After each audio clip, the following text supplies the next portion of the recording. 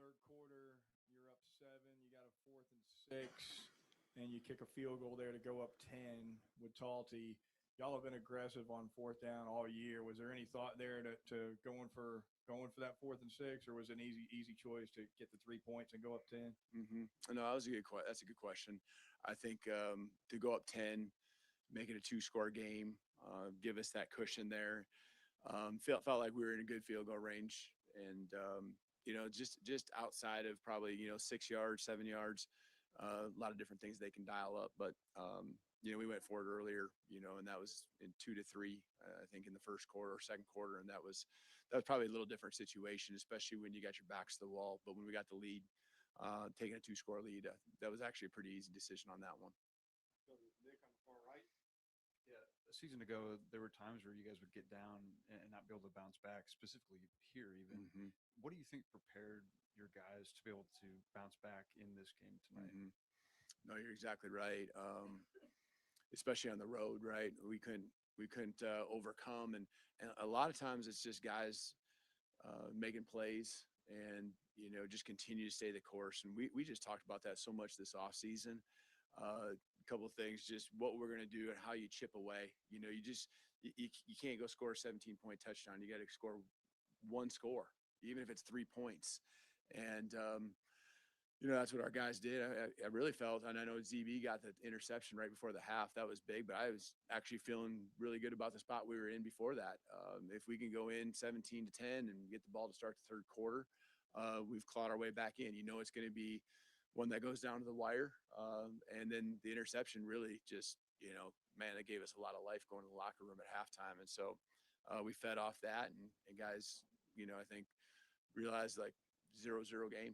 And just went out there and just kept applying more pressure. And the field position really in the second half, or as this game went on, kind of flipped from what it was in the first quarter, where we couldn't move the ball. They got shorter fields, and then we got the punt, the block there, and that kind of got the shorter field kind of thing going for us, and that carried on to the second half, which helped us a lot. We got 2 questions from the right. Start with Colin. That's on. You clearly saw, a very, very confident Ty Simpson, and there's been, talk of his struggles and if he's hurt and things like that going into this game. What did you see out of him, especially in that second half to kind of, I guess, lead that resurgence for you? I saw a guy committed to just bringing energy, and your quarterback's so important. And obviously with Ty and our success revolving around what he can do, he committed to it last night, and said it to the whole team, that I'm just going to give you everything I got from an energy standpoint. And I think that just led to him going out there and making some plays. Him pulling on the ball on some times when you could just hand it off, a little bit of the RPO stuff. Him doing that in some critical moments, it was really great to see him do that. And then our guys go make some plays for him was the second part of it. Something that when we're struggling, just someone not stepping up. I felt like they did that in the first quarter. They made some diving catches and along the sideline, and we were just, coming up short. But guys started making plays for him. He started having confidence in them, and they found a way to move the ball. I talked about being fueled by the doubt and some of the naysayers here. Just how do you feel yourself off the momentum, and how do you capitalize, maybe just bottle this right here that you have after this game? Yeah, there's no question. The doubt piece, there's enough confidence within our group to where we can see the doubters, we can see the naysayers, and just go still play our game. And this group is tight enough to where there's never been any finger pointing. There's never been anything like that. I think Deontay said it, really, really well. We always talk about the game's going to come back to us. We have too many good players, and if you just keep fighting, you're gonna force them to make a mistake. Something's going to happen, and just keep coming after them, play after play. And the game's going to come back to you, and that's what happened tonight. The game came back to us, and all of a sudden we found opportunities where we could attack and go take advantage, and then more plays being made. So this was hopefully something we can really build off of, get into, the next 2 weeks now, again, putting a good game plan together, get a chance to go on the road, go out west and play in the Rose Bowl. Go Charlie right in front. How big were special teams tonight? Last time you guys played, obviously that was something, but you guys flipped the script this time around. How big was it, especially in the second half? Really big. The punt early in the game, and obviously Talty making his field goals. Windy, it was kind of swirling. You stand on one end, it's going one way. It kind of gets inside the stadium, goes the other. Just didn't really feel like he was affected by it, and really proud of him, the way he's continued to just stay the course, get the team to, support him by just continuing to work. And the guys have done that. Again, no finger pointing ever, and just love it. Love the way these guys come together. So we know there's going to be more battles ahead. There's more great teams out there. It's going to be the next one against Indiana. We know that they're a special team and they got a special season going, and so it'll be a great challenge for us. So Katie on the far left. Otzier had his first 2 touchdowns of the season tonight. Just kind of how have you seen him all year grow into a role in the offense as a true freshman and then really step up tonight in big moments? Those are his first 2 total. Yeah, the guy, he's got twitch. He's got the ability to separate, and then he's really good with the ball in his hands. And so I think you saw a little bit of all that happen, whether it would be on third down, there in the first half, the touchdowns, winning before you catch the ball, and the other one winning after you have the ball in your hands. And so love the energy he brings. He's pretty loose, easy going, and sometimes I make sure I got to reel him in a little bit. But man, that's when he's at his best. So, just let him be who he is, kind of figuring out your players as you go through the season. He came out and had a great game, and, you can see him and Ty really connecting and being on the same page. Go Jim standing up in the back. Can you, back here, Coach, back here. Can you take me to that timeout you used right before ZB's interception? Were you trying to lure them into a pass there to try to get that turnover? That was an aggressive timeout for you. You only had one left. Yeah, we had one more. Was it a second down? It was second down. And so just really, if you can try to, if they want to be aggressive and you can get an incomplete pass, we can get one more shot. Again, you've seen us go down the field at the end of a half and try to get 3 points, 7 points, make them have to punt it, especially with what had happened earlier. You can go after them and just keep applying pressure, make them snap it again. And just felt like where we were at in the field, I know they got a really good field goal kicker, but they weren't far from being in his range either. But that's just how we've kind of played, and you're not reckless, but you also want to be aggressive. Standing up in the back right, Trevor. Coach, down 17-0, what's the vibe on the sideline? What's the vibe on the headset? What were you guys saying to each other in that moment? Ty seemed pretty confident. But I think it just goes back to that. I know what I was echoing and trying to get guys to believe in is just one score, just get one score. And, you make it even a 10-point game going to the half, and you just get one more in the third quarter, make it a 1-score game or just chip away. A year ago when we were in this very place, that's what we had said. We were down, I think, 21 points at one point. And, we just said, hey, if we can get 7 points on the board by the end of the third quarter, and we had an opportunity there right at the beginning of the fourth, a play that wasn't called a touchdown, but, we just knew that just get one. And those are things in the off season we've talked about, like, what do you do when you're in that spot? And just chip away, just put a pressure on them. Even at the end, it flips the other way, right? I mean, they got their opportunities too. You just want to put the game away, but there's 2 good teams going at each other. And so that was our mindset. Just play the next play, get some points on the board, and just keep coming after them. There's a whole half of football. It's the games can go fast, but it's a long game. There's a lot of plays. There's a lot of momentum swings that are going to happen, and our guys were just steady through it all. Okay, we only have time for a few more questions on the left side. Yeah, Kalen, Coach Grubb said that there was an address either during or after the Georgia game, the SEC championship game, about getting away from you. Can you explain what that was, and how did the SEC championship performance impact you guys today when you were down 17? What was the first part you said? There was Coach Grubb said it was an address of some kind, either during or after that game, about how that went and how that carried over into this game. Yeah, I mean, what's done is done, and once we got into the playoffs, this was our opportunity, right? You know, that we wanted that game. We want to win an SEC championship. What was behind us, you know, isn't anything we can control anymore.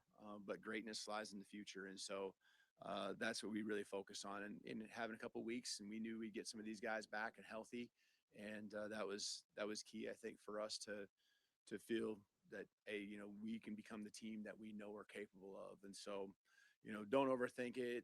It's a lot of guys doing a little bit better in everything that they can control. And when that happens, that's really what happened even during the game tonight. Everyone just did a little bit better.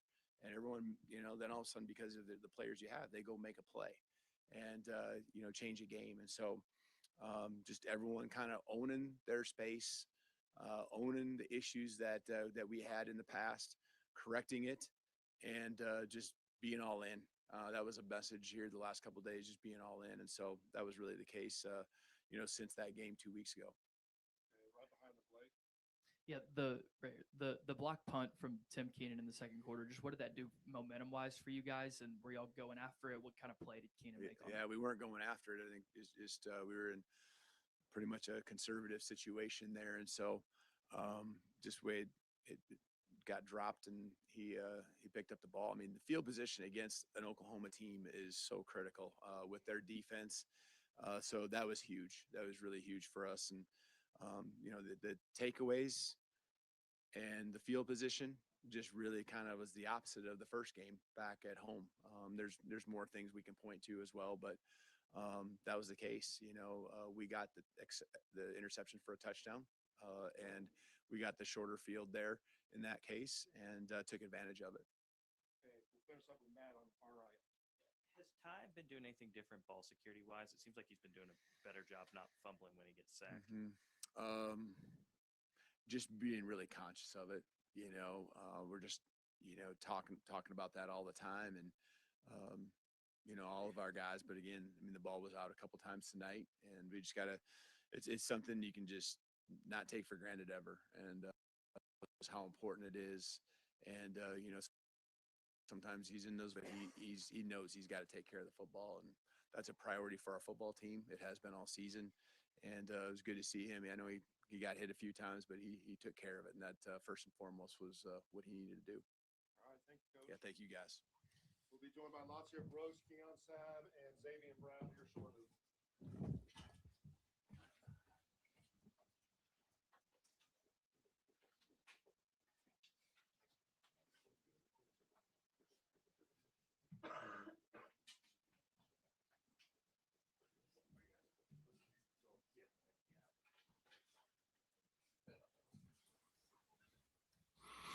And there you have it, post-game reaction from Alabama head coach Kalen DeBoer following the Crimson Tide's 34-24 win over the host Oklahoma Sooners Friday night. Alabama becoming the first college football playoff participant to win a game, a true road game, in the short history now at this 12-team field. Very improbable, it seemed, after the first 15 to 18 minutes of what we saw on Friday night. I did not pick Alabama to win the game, and in large part because feared what we did see in the opening quarter, opening 20 minutes or so, but give Alabama all the credit. Just when it looked like this could be a repeat of what we saw in Atlanta in the SEC championship game, it was a role reversal. Similar in some ways to the first meeting between Alabama and Oklahoma, except it was Alabama at halftime when you looked up in a 17-17 game with 100 total yards. OU had like 270 in total yards, but boy, a couple of big plays in the kicking game, which failed Alabama considerably in that first matchup with OU. That went the Crimson Tide's favor this time around. And Xavier Brown with the pick six to give Alabama that 17-17 tie at the break. Alabama outscores Oklahoma 34-7 over the final 2.5 quarters, 3/4 of this football game. You look at it again statistically, it's not a prom queen. It's not a homecoming queen. It's not a Miss America, okay? But it got the job done due in large part to a defense that not only took the football away one time, but took it away for points like OU did to Alabama just a month ago. And then Alabama took care of the football. 3 turnovers in each of the last 2 meetings with OU, 0 for Alabama in this game. And really, when you think about the block punt for Alabama in the second quarter, that was essentially a turnover because of where it set Alabama up. And it also provided a little bit of a ray of light for Alabama in the field position standpoint. It hadn't been a friend of Alabama of late, field position, but you had the muff punt snap. Keenan's able to get the block and get on the football there at the OU 30. Yeah, you only got 3 points out of it, but you make it a 1-score game. And then OU might have been feeling itself a little too much on the offensive side, still feeling comfortable. Mateer was great in the first quarter and change, not only making throws that we really hadn't seen from him since prior to the thumb injury early in the season, but also with his legs. But the 2-play sequence there with the punt block and the pick six, Alabama went into the half feeling really good about itself, comes out there, third quarter, outscores OU 10-0 to come out of the half, 10-point game, and kind of felt a little bit hold-on-ish. There's some things we can quibble with, but I thought Alabama offensively, whereas you'll look at those rushing stats again, and they're not great. I'm not going to try to sugarcoat it for you, but I will say this. In the second half, Daniel Hill ran the football effectively. I think he had 42 rushing yards in the second half. Daniel Hill with another touchdown run against this vaunted OU defense in the red zone. Alabama with a couple of red zone touchdowns again, had a couple of red zone touchdowns in the first meeting. But areas where you worried about Alabama, they did check the boxes, took care of the football, and then flipped the script in terms of not taking it away a ton, but when they did, it was huge for Xavier Brown, not only to pick that ball off, but get into the end zone, because you still don't want to have to deal with that Oklahoma defense, even in the red zone. Even if Brown picks that off and he's tackled by Mateer at the 18, you might be settling for 3. Although, as we know, we saw it again from Kalen DeBoer, down 17-0. Goes for it on the 4th down. What about Lottie Brooks, man? I'm not saying Lottie Brooks is Alabama's number 1 receiver right now. I'm just saying he damn sure isn't the number 3. Jeremy Bernard came up big. And where did it happen for the passing game?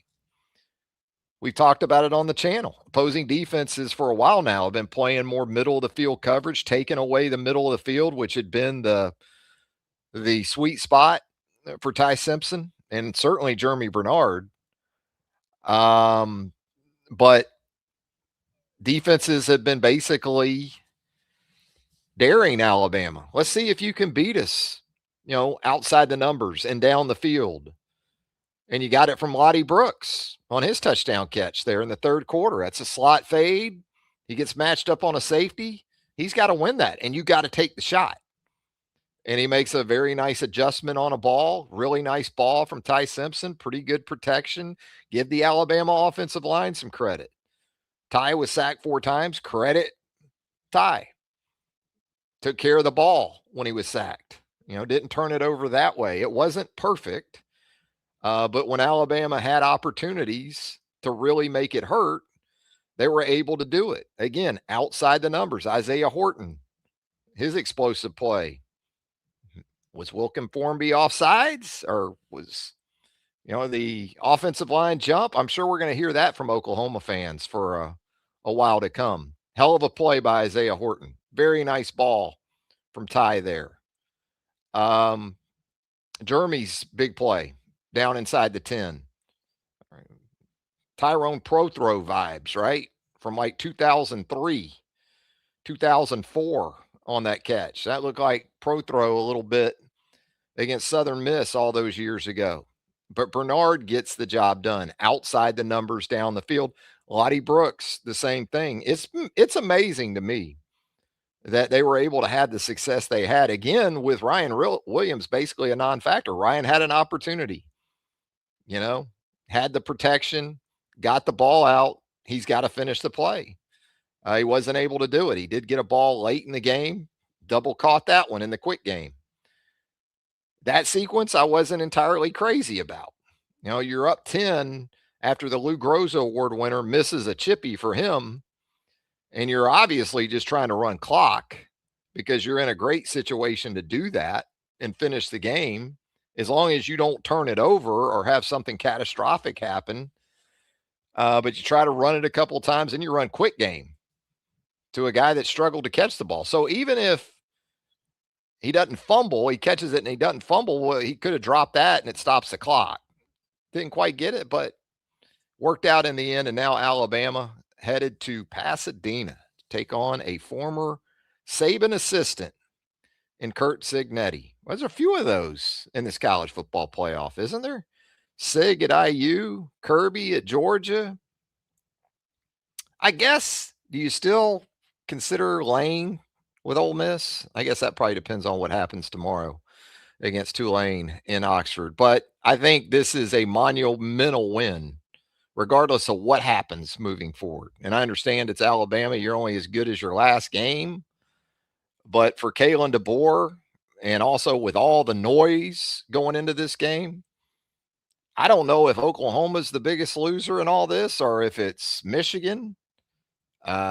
Seems like there's a line that's still forming in the immediate aftermath of Alabama 34 and Oklahoma 24. Defensively for Alabama, it was a rough start. Mateer was very, very hot. Deion Burks, a legit dude at the wide receiver position. I did think Alabama once again did a nice job on the OU backs.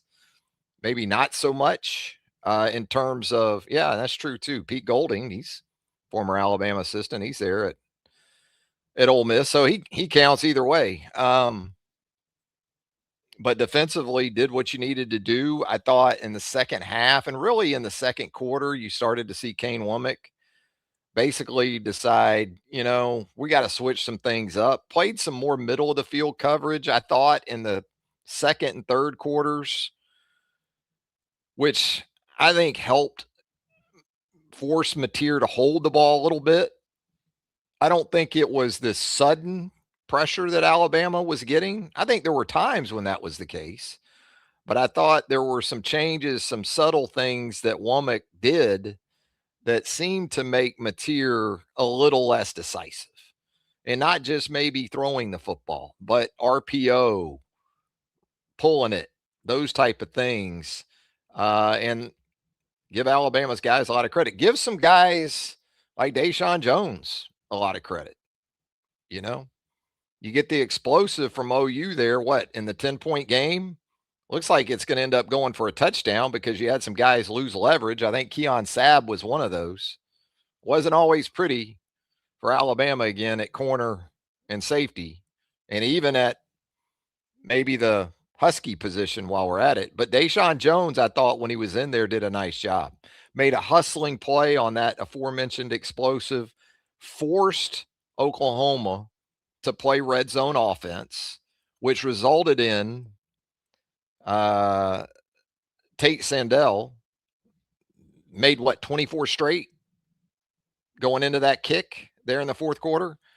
But that's why they're all important. That's why every play like the one Jones made is very important, because you don't know. You don't just assume things in college football. And sure enough, you get the miss, you maintain the 10-point lead, and you're able to get out of there with a 10-point win. We're going to get into your comments. Let's give Connor Talty some love. I don't think anybody had Talty winning the place kicking battle tonight over the Lou Groza Award winner. We kind of somewhat joked about it, but I think there's some validity to it at this point. Over the course of this season, we've talked about, well, maybe it's better if Connor Talty kicks in games away from Bryant-Denny Stadium. Because going back to the preseason, we've heard Kalen DeBoer talk about the struggles that Talty's had, whether it's scrimmages or anything else, and it kind of played out into the season. He's been really good on the road. I mean, he drilled some kicks at Auburn in that road win, and then tonight he was just absolute money on the field goals. I didn't think Blake Dowd was great, but he did have a big one there in the second half that he pushed out inside the 10, really backed Oklahoma up at a time when Oklahoma offensively was not feeling it. So I think that added to that seed in the mind of the Oklahoma offense that had been planted. Yeah, I do agree that Kane Womack brought more guys as the game wore on, but I thought he did a nice job of mixing it up too. I don't think he became overly predictable with it. You saw him do some things where, had some nice games with Keon Keeley. I thought this was a game Keon Keeley could play more snaps in because Oklahoma offensively isn't Georgia and how they want to sort of bludgeon you like Georgia does. It's more of a space game against Oklahoma, and that fits Keon Keeley with LT Overton, which, by the way, how with this win and knowing you've got some time before you play on New Year's Day in the Rose Bowl, maybe you get some guys feeling even better. Maybe you get some more guys back. And by the way, when you want to talk about heart and courage in someone in a relatively short time who embodies what it means to play football at the University of Alabama, go ahead and write down the name in double ink, in Sharpie, Josh Cuevas. Because Josh Cuevas early in this game against OU, he was one of the very few positives. When OU was running out 17-0, and Josh Cuevas doesn't even start the game, and he goes out there and gives you a couple of glimmers of hope offensively, and he still impacted the game when he didn't catch the football. That fourth down to Lottie Brooks in a 17-0 game, if you watch the replay, you'll see OU is concerned about Josh Cuevas. He's going to run kind of a flag route. I think Ty maybe could have hit him for a touchdown, but he kind of ran off the coverage there. And then Brooks was able to sit it down, convert that fourth down, and then give Lottie Brooks a lot of credit, man. Getting to the end zone, showing the fight. That team needed sparks from anywhere, special teams, offense, defense. And really, they got it from all three phases. Finally, some complimentary football from Alabama, especially in that second quarter. From there, kind of unfathomable after what we saw in Atlanta. I don't care who you are, and you can show up here in the comments. I'd love to hear from you. Let me know what you're thinking. I'm going to work through those here in just a minute. But I don't care who you are. When it was 17-0 in the second quarter after what we saw in Atlanta, I don't know too many people that were thinking, yeah, there's a 34-7 run coming. Just be patient right here. Let's work on some of these comments, all right? Yeah, I don't know what to say about Ryan Williams at this point. I agree, John. I think it's a very important win. I understand, again, as I said from the outset, you're kind of rated or ranked on championships when you coach at Alabama. But I think in terms of sort of I won't say a calming win because it's going to be a fervor for that matchup against Indiana. Once it rolls around, right now in the immediate moments after this thrilling comeback for Alabama, the sentiment's going to be, it's, everything's great moving forward. But if they go out and they don't play well against Indiana, it'll, in some ways, it'll get noisy again. But I don't think it'll get anywhere as noisy as it would have had Alabama not only lost this game tonight, but had been thumped the way it looked like they were going to be thumped. Who else do we have here? It does, Ben. Ben says, man, the deep ball just opens up so much. And, you got to take your shots, where defenses are basically daring you to do it. And for a few games now, it seems like that's been more outside the numbers.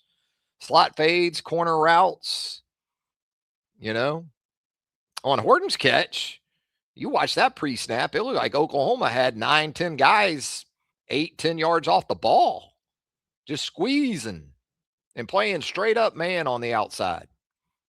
And Isaiah Horton's got to win that. And Ty's got to put it on him. And the great thing about those shots is that they don't require, 3 seconds, 3 Mississippi sort of protection, as I call it. You win early, you can get the ball. You can get the ball out of there. Getting a question, why aren't you on YouTube? I'm supposed to be on YouTube.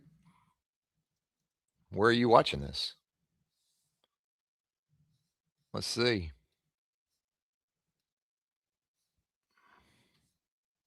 Yeah, I think we're good. If you're having technical diffs, let me know. We got a viewer here says season met expectations at this point. Yeah, we'll see when Indiana rolls around. I mean, you have won 11 games, okay? And when you think about it, if you stop the meter today on this Alabama season, you've got a win over Georgia. You've got wins over Tennessee, LSU, and Auburn. 5-0 on the road against SEC competition. That's a pretty damn good season. Now, there's not a title. I guess you could have said in the old division days, you could have claimed an SEC West, but I don't think Alabama's always been as crazy about doing that, maybe as some other places. Lumpy Diz says, seems like OU did not trust Mateer after the interception. I'm going to give Alabama more credit for that. I think they still wanted to work some areas of the field or some things where they had some success earlier in the game. I think Kane Womack, to his credit, made some adjustments. And as I said earlier, I think some of the pass rush success for Alabama with those 5 sacks, you attribute to changing the looks a little bit for Mateer, forcing him to maybe hold the ball more, create some uncertainty. He was so in rhythm and so on script there early.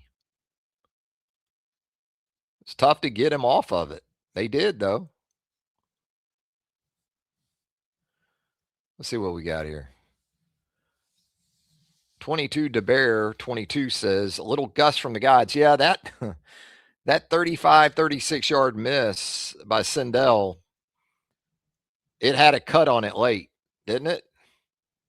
Had a little cut late. It was interesting because Fowler called it good on the broadcast. I'm sure you heard that in real time. Fowler, hey, he's got it. And I'm looking at the kick and I'm seeing it cut, like a late slider, a late slice in golf from a left-handed golfer going to the left. And I'm thinking I think that's closer. The thing you can't tell on television, though, is the depth. There's a lot of times kicks look like they're good, but it's more about maybe a right-footed kicker hooking a ball or drawing a ball around the upright, and then once it's beyond the upright, there's another 10 or 12 yards to say the net, and you'll see the ball hit the net, and it's inside the right upright, but it actually was right at the upright when it went by the goalpost. No more games. That's right. And Brian Denny tweeted that during the game. That should be a good thing for Connor Talty.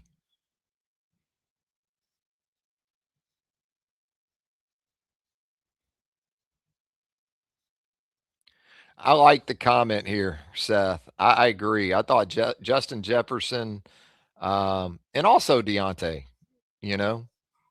I thought Alabama's inside linebackers played some good football. I liked that we saw from Justin Jefferson especially.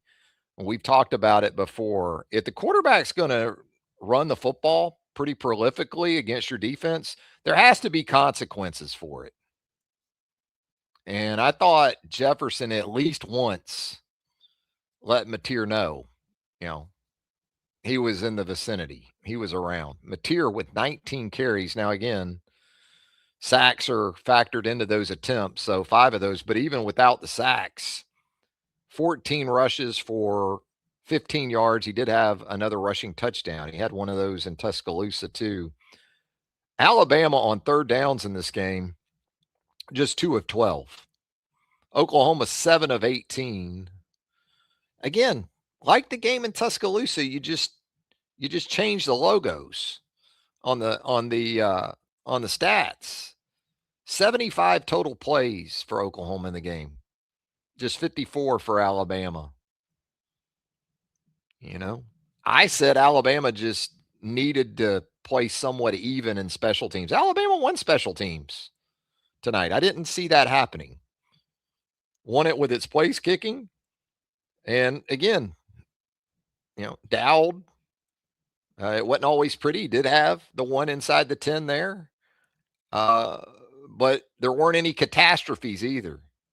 The biggest issue I probably had with special teams was in the fourth quarter when Alabama was up 10, sacked Mateer, I believe it was, on the third down, pretty deep, and then forced the punt from OU. I would have liked to have just seen Alabama and punt safe and fair catch the ball.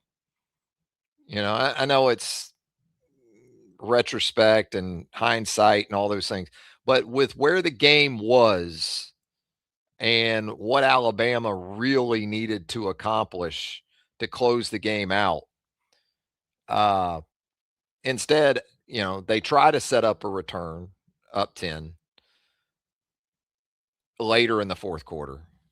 And you get, I think it's Ivan Taylor, who we saw in there for Keon Sabb in the first quarter at safety when Alabama was off to a bit of a rocky start. I would just like to see, make them punt it, fair catch it at the 40. Take your chance from there. Instead, you get the hold. Now you're back to the 30. And, OU's feeling a little bit better about itself with about 6.5 minutes to go or so. Otherwise, special teams, absolutely no problem really with that on Friday night. What else you folks got for me here late night? It is late. Sully says the few times Jaden Roberts was in there, they seemed to run the ball better. I still like just direct run. They had a nice little pin and pull, I guess earlier in the game when you had Jam working into the OU sideline. I think you pulled Dewberry. Maybe you pulled Brailsford. Brailsford looked a lot healthier tonight, I thought. Brailsford actually, if you recall, he kind of hauled Jam Miller. Now, I'm still going to give Jam Miller a lot of credit. I know he's not playing or producing to the level I'm sure he would like. But for a guy who's been through no fewer than 3 issues health-wise, serious health issues, I'm not going to beat up on Jam too much. The only thing I'll say, too, is, if you can't really use your offhand as a running back, either it's just something you're not comfortable with, or it's just something that, you just don't do that well. It's tough to get yards after contact. And to be fair to the backs, I think too often this season, that's been the charge for them. Yards after contact. Because there hadn't been a lot of gaping holes. Now, Daniel Hill, whatever they're dialing up in first and goal situations or goal to go situations for Daniel Hill, maybe start dialing up those runs out at the 30 or the 40 or something, because he seems to run those pretty good. I'm not a big fan of this offense going back-to-back runs. We saw that a time or two. A lot of times, unfortunately, it feels like wasted downs, but you got to give it to Ryan Grubb there in that goal to go, because on first down, I thought Hill had a lane that he could have gotten into the end zone on first and goal. He cut it back left, sort of into the wash, but he stayed with it on the next run and finished with a lot of strength and a lot of power. I mean, with the way they're set up right now, I like changing the eye level with some of the gap type runs and things like that, pullers and things like that occasionally. But man, it's tough in this offense right now on early downs because they also don't have much of a quick game at all.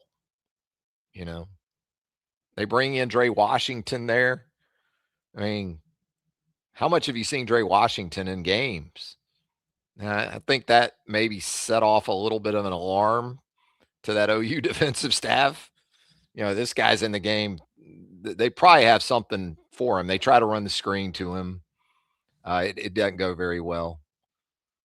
But to Bama Girl's point here, still too many drops. Absolutely. You're right, Bama Girl. A lot of drop balls. And it started on the opening series. I mean, Isaiah Horton's got to catch the ball. Jeremy Bernard, I thought, spoke the whole lights at Owen Field thing into existence. Ty makes a hell of a play to kind of find him wide open. And I haven't heard Jeremy talk about it yet, but we heard Jeremy during the week talk about the weird lights at OU. And it felt like he dropped to his knees to try to get under the lights and still lost it. Still didn't make the play. But he'll tell you, I'm sure. That's a play he's got to make.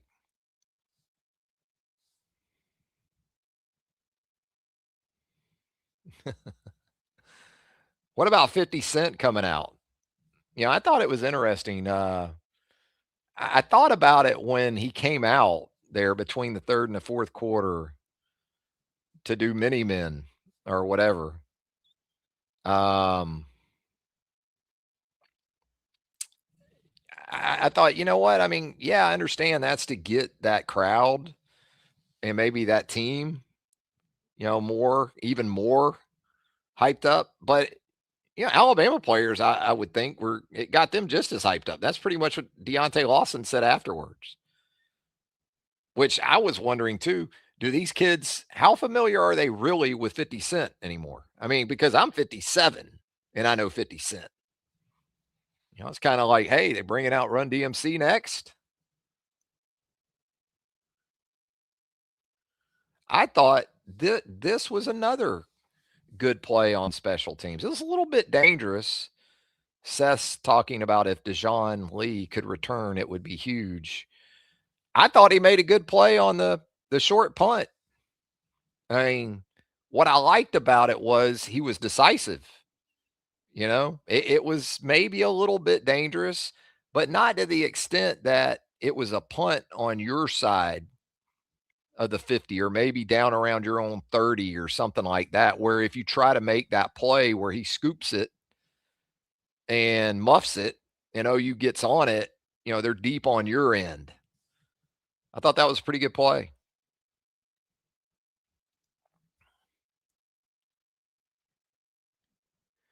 Yeah, no serfdom chiming in here says he feels bad for the OU kicker because even if he makes that kick, OU almost surely loses. Losses on Mateer. I don't know if I'm putting it all on Mateer. I think, again, credit Alabama. Kane Womack in the postgame talked about it. They kind of switched something up.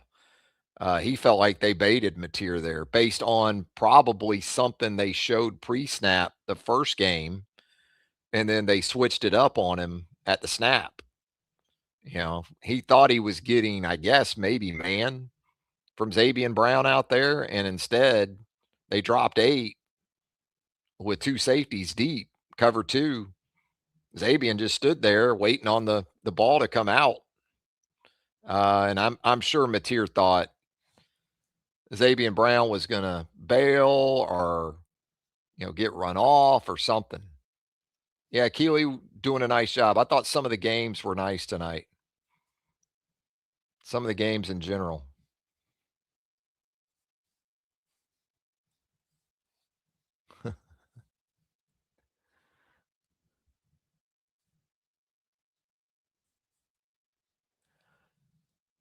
What else do we have here?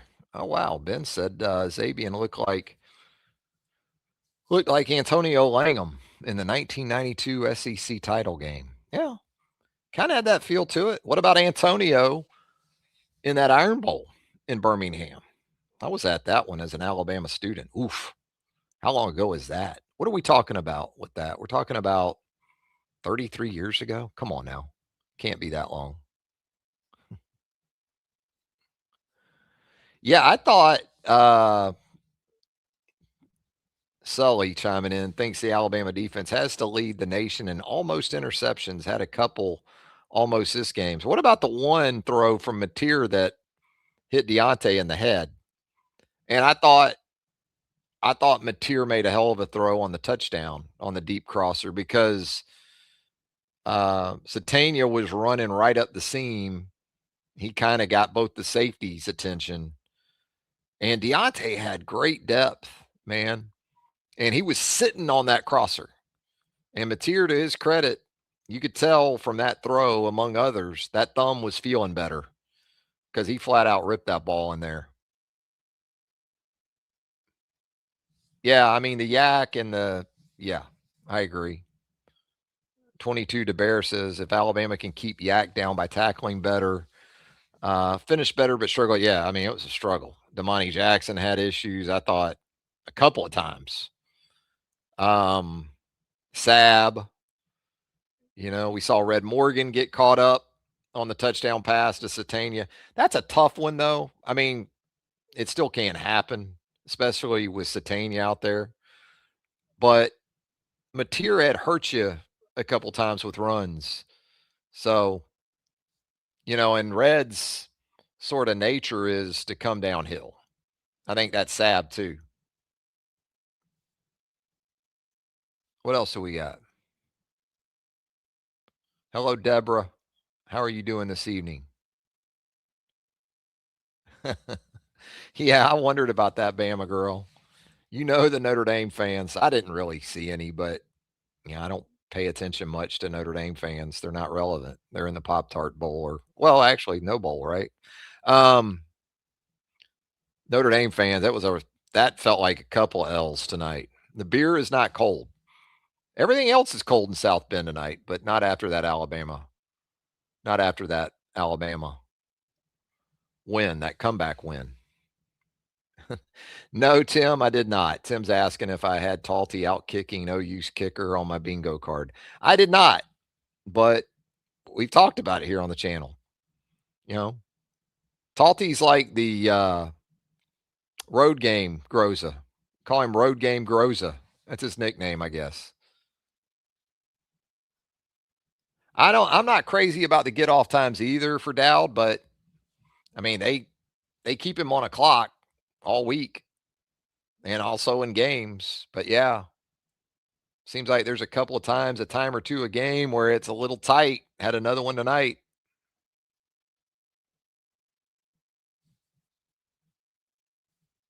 I did like the run concept with Hill on his explosive run, though. I know I'm Ben. I'm with you. I said it earlier, and I've said it before. I'm more of a just direct runs with these backs. But that was a cool little concept that Grubb and Kapilovic had on that explosive. And what I liked about Hill was he was very decisive on it, and probably because it was, I think, into the boundary. He didn't have time to kind of think about it. He took that toss and made that decisive cut, and then he hit it. I mean, he showed you a little burst on that. Let's see here. Yeah, Deborah, I'm not sure on Tim Keenan. And I don't think, as we had Kalen here sort of leading us into the show tonight, I didn't hear anything specific related to Tim Keenan. I know he was hobbled a little bit. Jermaine Prothrow, or Jeremy Prothrow. Tell you what, OU worked that middle of the field, though, didn't they? Tight end hit him a couple times. But again, I think Alabama did make some adjustments and kind of shut that down enough to help Alabama force Mateer to hold the football a little bit. Trent, thank you, my man. thank you for all you do, chiming in here and joining us on the program here on Reier on YouTube. If you haven't subscribed to the channel as of yet on YouTube, go ahead and subscribe to Reier on YouTube. That would really help us out a lot. Hit us with a thumbs up. I mean, we're up late for an old man. We're up real late. Dexter chiming in here says, RTR Trav, nobody believed but us and Lord Saban. Yeah. Yeah, we talked about it earlier, Keith. I don't know. I don't know what to tell you about Ryan Williams. And the thing is, it must be a problem during the week too. Because if it wasn't, he would be much more a part of the plan. So this must be something that's, 3 or 4 days a week leading up to games. Trent Wade asks and says, I will be honest, Travis, I haven't watched 1 second of Indiana football this year. Can you give a quick synopsis of what to expect? They're a very confident bunch, man, and it comes from their head coach, Kirk Cignetti. He is very certain in what they do and what he does and who he is, which I really didn't anticipate. Sig was at Alabama 2011 to 2016. Of course, we didn't hear from assistant coaches really unless it was a media day at, say, a BCS championship site, maybe a college football playoff site. So I didn't know Sig was that guy. I didn't know Sig was, I win, Google me. I kind of love it. I think it's going to be very interesting. It'll be interesting to see just in terms of press conference and press opportunities in the lead up to that game. Sig's a guy that he was a wide receivers coach, and Alabama went through some OC hires. And you kind of wondered back then, is this where Sig's going to get maybe his shot at the gig? And it never really happened. I guess 11 through 16, yeah. I mean, so after 11, McElwain left for Colorado State. So then you brought in Nuss for a couple of years. And then you brought in Lane prior to what, 14? Yeah. 14, 15, 16. So I guess that would have been the couple of 3 windows where Nuss could have been in that spot maybe. Or excuse me, Sig. And he wasn't. And the guy goes to Indiana University, Pennsylvania, takes a big pay cut because he wants to be a head coach. He had that much belief in himself. Good for him. Look at this now. It's crazy. I mean, Indiana, I've watched not a ton. I watched Indiana against Ohio State in the Big Ten championship game. Just really solid across the board. And they will challenge Alabama's physicality. Watching Indiana offensively, Mendoza, it's hard not to get some A.J. McCarron kind of vibes. And he can still hurt you with his legs. But just the offensive style, watching Indiana and Ohio State in the Big Ten championship game, it just sort of reaffirmed there's still a place for circa 2009, 10, 11 offenses. Because watching those 2 offenses, I felt like I was watching some Alabama offenses conceptually from 10 or 12 years ago. And both those teams want to run the football. And so Indiana's going to go into this game thinking, you know what? We're going to line it up and come right at these guys. So it should be just a fascinating matchup.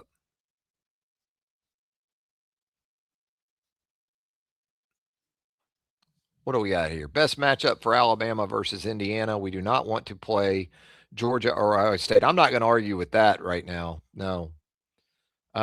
You're still willing to take your chances against Indiana as much as anything because you're still going to think roster-wise, Indiana's not going to have a better right now. Indiana did some good stuff in the portal. I mean, not just at quarterback either with Mendoza. And it feels like they've gone and got guys who fit their culture and their sort of mindset. They kind of look like some of those Saban teams that want to make you quit. So it'll be interesting to see if Alabama can answer that bell out in Pasadena. Again, the good news for Alabama is not only, with another window of time here to give some guys more time to perhaps heal up a little bit more. You played the early game this weekend. Playing Friday night, get back to Tuscaloosa tonight, and get started on that process of recovery right now. Get started with that for the next couple of 3 days, and maybe the Josh Cuevases, the Cam Dewberrys. Danny Lewis played a lot of football tonight. He did a nice job on that pin and pull to Jam Miller.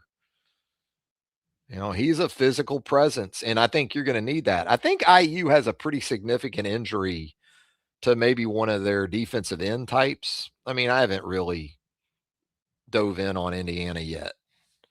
So, there's a lot of things to take into consideration.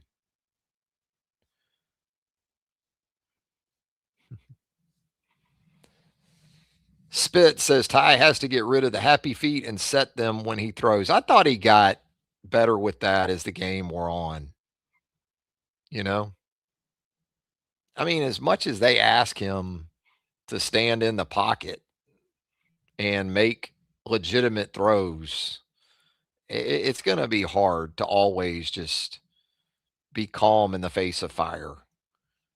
They don't move him off the launch point a whole lot. They did a little bit. I thought into game 2, when they were obviously just trying to run the ball, maybe around the 6-minute mark, they went under center a couple times, and just a couple of quick runs, picked up about 5 total yards. I thought they were going to go third down under center and then work maybe some action off of that, but they went gun, and they weren't able to convert. I thought Ty answered the bell tonight, though. I mean, with everything that Venables throws at you, nothing but kudos. Took care of the football when he was sacked. No picks, clean. I thought in terms of, it's tough the way they, there was commentary about Alabama sprinting out of the huddle and running up to the line of scrimmage and then not going fast, not quick snapping the football. I mean, I felt like they were just doing that to try to get up there and get a look at OU. OU does a nice job, though. Defensively, they don't buy stuff like that. I think Alabama still gets caught defensively. That first clap, like you'll see from Mateer, or you saw from Mateer tonight, you still saw Alabama tipping some things with like 20 on the play clock. And I know that's not something Kane Womack wants, but OU, you do that, they just kind of look at you like, what? It doesn't seem to work as well. And I'll say this, for as long as Alabama asks that offensive line to hold its water, because they do get up there quick sometimes, and then it'll be 16, 17 seconds before they snap the football, and all these checks and Ty's running around. They've done a really nice job. It took a long time tonight for Alabama to get their first offensive penalty. I mean, the first Alabama penalty was a trash penalty, too, at the end of the second quarter. And I know by the letter of the rule book and all those things, you can't have any sort of interference with officials on the sideline. And I guess, again, technically, what I saw in the replay, if the Alabama staffer or whoever that was on the paint, as they call it, you got to be behind the paint on the sidelines. You can't be on the paint. I think the head coach or, whatever. But, I mean, you got to want to call that, to call that. But Alabama, it was into the, I think, third quarter before they had their – Caden Proctor had a false start. And that, to me, wasn't on Caden Proctor. That was on the operation of getting the play in, making the checks. I mean, there's a realistic ceiling to what you can expect from those guys. I think for Alabama, they've done a pretty nice job this year. Chris says tackling in space has to improve if Alabama wants to keep advancing. Yeah. It wasn't great throughout the game. I think there was at least, though, for Alabama to get back in the game, it got better. Yeah, it got better. Now, then they had a breakdown late on the crosser. I think it was a crosser. It may not have been a crosser, but I think Sab took a bad angle or missed a tackle. And that's the play I was talking about earlier with Deshaun Jones. Hell of a hustling play. One of those plays in games you don't think about, but because you're thinking, well, even though he made the play, this kicker for OU's automatic, and they're down here at the 20 now, so they're getting at least 3 and going to cut it to 7. Well, that's what you get for assuming, right? Yeah, no serfdom. I think that's who it was on the false start that wasn't, and I think that was the shot to Isaiah Horton. Give Horton credit, man. He bounced back from a rough start too.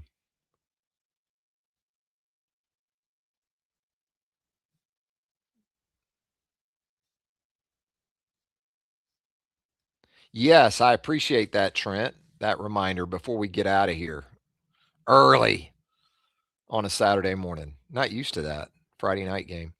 For sure, everyone, please tune in to myself and Chase Goodbread. We think we'll be on tomorrow night. Actually, Sunday night. See, you got me. I guess it is tomorrow night now that it's Sunday morning. Whatever, right, Trent? No, we'll be on. It'll either be Sunday or Monday. I'll have updates there on my Twitter X account at Travis Reier, TravisReier. If you subscribe to Reier on YouTube, you'll get a notification. You can turn on the notification bell. That way, regardless, you're going to get the heads up about Talking Tide and the other shows that we have for you right here on Reier on YouTube. Thank you all for staying up late and chiming in and being a part of the Reier on YouTube channel. Have a great rest of your night. Enjoy the football tomorrow. Isn't that nice?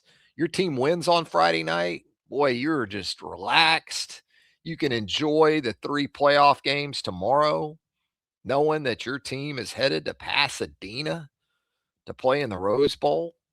You got the pro football, big game tomorrow night at Soldier Field in the pro football. Packers and the Bears one more time. A lot of good stuff coming up this weekend, and we'll be back with you with more right here on Reier on YouTube. Travis Reier, thanking you again. Until next time, so long, everybody.